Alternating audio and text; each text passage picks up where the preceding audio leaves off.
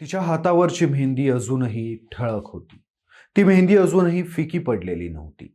तिच्या गळ्यातलं मंगळसूत्राची चकाकी तिच्या नवीन संसाराची ओळख सांगत होतं. तिच्या मिटलेल्या डोळ्यांमध्ये तिच्या भविष्याची अखंड स्वप्न आणि माहेरच्यांना सासरच्या गमती-जमती सांगण्याची उत्सुकता तशीच मिटली गेली होती.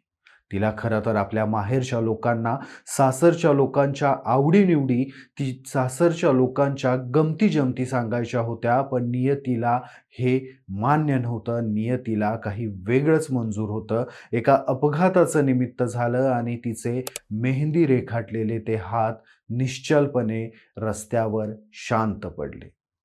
ही घटना केवळ एका अपघाताची नाही, तर एका नव्या संसाराची सुरुवात होण्याआधी झालेल्या अंताची आहे. अवघ्या आठवड्याभरापूर्वी ज्या घरांमधून सनई चौघड्यांचे स्वर वाजत होते, जिथं लगीनघाई सुरू होती, जिथं वरमायांची लगबग चालू होती, त्या घरामध्ये आता आर्त रुदन ऐकू येतंय. या अपघातानं एकाच वेळी दोन कुटुंब दुःखाच्या सागरात लोटली गेली आहेत. ही घटना जळगावातली आहे. जळगावात अवघ्या एका आठवड्यापूर्वी लग्न झालेली विवाहिता आपल्या पहिल्या माहेरपणाला चुलत्यासोबत जात असताना एका दुर्दैवी अपघातात मृत्युमुखी पडली आहे. या घटनेनं संपूर्ण जळगाव दुःखात बुडालंय. नक्की काय झालं आहे जळगावमधील या घटनेमध्ये हेच पुढच्या काही मिनिटांमध्ये समजून घेणार आहोत. नमस्कार, मी शशिकांत हिवरकर आणि तुम्ही पाहताय कट टू कट. सध्याच्या युगात रस्त्यावरून बाईकनं प्रवास करणं आता एखाद्या भीतीदायक स्वप्नांपेक्षा कमी नाहीये. जळगावमधील अंमळनेरच्या कोलपिंपरी येथील 21 वर्षीय वैशाली भाऊसाहेब पाटील हिचा 7 जुलै रोजी नुकताच विवाह झाला होता.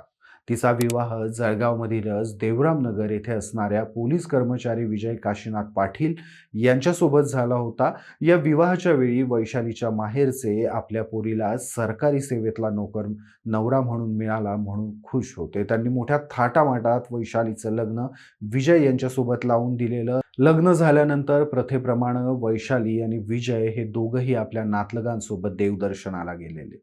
देवदर्शनावरून आल्यानंतर त्यांच्या घरात देवदेवाचे कार्यक्रम झाले, पूजा झाली. त्यांच्या लग्नाला आठवडा होत होता. प्रथेप्रमाणे देवदर्शन आणि पूजा झाल्यानंतर पोरगी आपल्या पहिल्या माहेरपणाला जाते.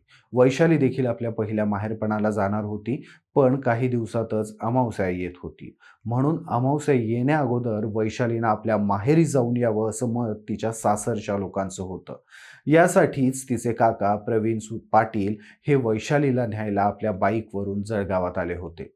देवरामनगरमधील वैशालीच्या घरी त्यांनी दुपारी जेवण आटोपलं आणि जेवण आटोपल्यानंतर वैशालीला घेऊन ते आपल्या दुचाकीवरून कोळपिंपरीकडे निघाले. आपल्या सासरहून निघताना वैशालीनं उत्साहात आपल्या सासरकडच्यांचा निरोप घेतला होता.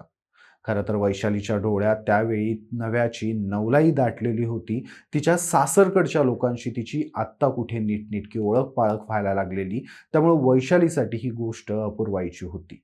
मात्र प्रथा, परंपरा प्रत्येकालाच पाळाव्या लागतात. त्यासाठीच वैशाली आपल्या काकांसोबत आपल्या माहेरी निघाली. आपल्या काकांसोबत गाडीवर बसताना वैशालीच्या मनात खूप साऱ्या गोष्टी साथ घालत होत्या. तिला आपल्या सासरकडच्या लोकांबद्दल, आपल्या माहेरच्यांना सगळं काही सांगायचं होतं. आपल्या सासरकडच्या लोकांना कुणाला काय आवडतं, कुणाला काय आवडत नाही हे तिला आपल्या आईला सांगायचं होतं. आपल्या काकांसोबत गाडीवर बसून जात असताना वैशालीनं आता माहेरी गेल्यावर आईला काय काय सांगायचं, या सगळ्या गोष्टींचं आपल्या मनात नियोजन करायला सुरुवात केलेली. लग्नानंतर पहिल्यांदाच माहेरी जाण्याचा आनंद वैशालीच्या चेहऱ्यावर स्पष्ट दिसत होता. प्रत्येक मुलीसाठी हा क्षण खास असतो. लग्नानंतरच्या नव्या अनुभवांबद्दल आई-वडिलांशी गप्पा मारण्याची, भावंडांना भेटण्याची आणि सगळ्यांसोबत आनंद वाटून घेण्याची वैशाली आतुरतेनं वाट पाहत होती. इकडं वैशालीच्या माहेरचे देखील वैशाली घरी पोहोचण्याची वाट बघत होते. वैशाली आपल्या काकांसोबत गाडीवर बसल्यावर काकांना सासरच्या लोकांबद्दलच बोलत होती. त्यांची गाडी त्यांच्या गावाकडे निघाली होती. अशातच कवयित्री बहिणाबाई चौधरी उत्तर महाराष्ट्र विद्यापीठाजवळ त्यांची गाडी आलेली असताना अचानक मागून भरधाव वेगानं आलेल्या एका चारचाकी कारनं त्यांच्या दुचाकीला जोरदार धडक दिली आणि क्षणात होत्याचं नव्हतं झालं. ही धडक इतकी भीषण होती की वैशाली गाडीवरून फेकली गेली आणि गंभीर जखमी झाल्यानं, डोक्याला मार लागल्यानं वैशालीचा जागीच मृत्यू झाला, तर तिचे काकांना देखील या अपघातात मोठ्या प्रमाणात इजा झाली. स्थानिकांनी त्यांना शासकीय वैद्यकीय महाविद्यालयात दाखल केलं. पोलिसांना या घटनेची माहिती मिळताच त्यांनी तातडीनं धाव घेत संबंधित कार आपल्या ताब्यात घेतली. मात्र तोपर्यंत कार चालक तेथून फरार झाला होता. या घटनेची माहिती जेव्हा वैशालीच्या माहेरच्यांना आणि सासरकडच्यांना कळाली, तेव्हा या दोनही कुटुंबावर दुःखाचा डोंगर कोसळला. सगळ्यांनी हॉस्पिटलकडे धाव घेतली. काही तासांपूर्वी जिच्या स्वागतासाठी घर सजवलं होतं, तिचं पार्थिव घरी येईल याची कल्पनाही वैशालीच्या माहेरच्या कुणी केली नव्हती.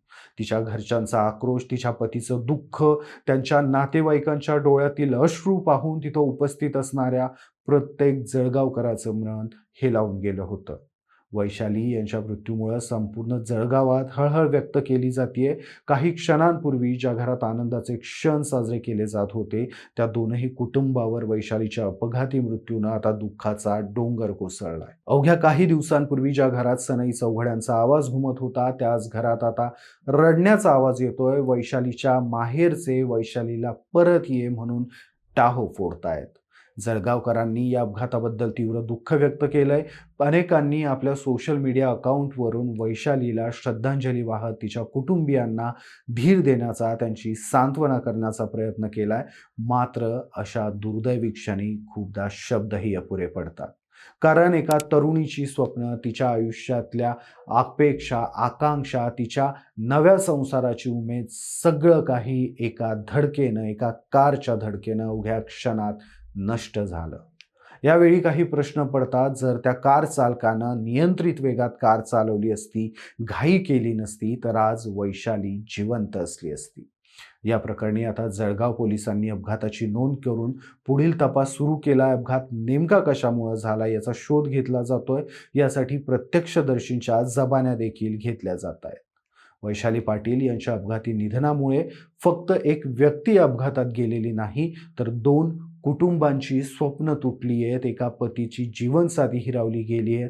वैशालीच्या माहेरकडच्यांचा, खास करून तिच्या आईवडिलांचा आयुष्याचा आधार हिरावून घेतला गेलाय. तिच्या लग्नाच्या आठवणी अजूनही ताज्या असतानाच तिच्या अंत्यसंस्काराची वेळ येणं, याहून तिच्या माहेरच्यांसाठी मोठं दुःख ते कोणतं.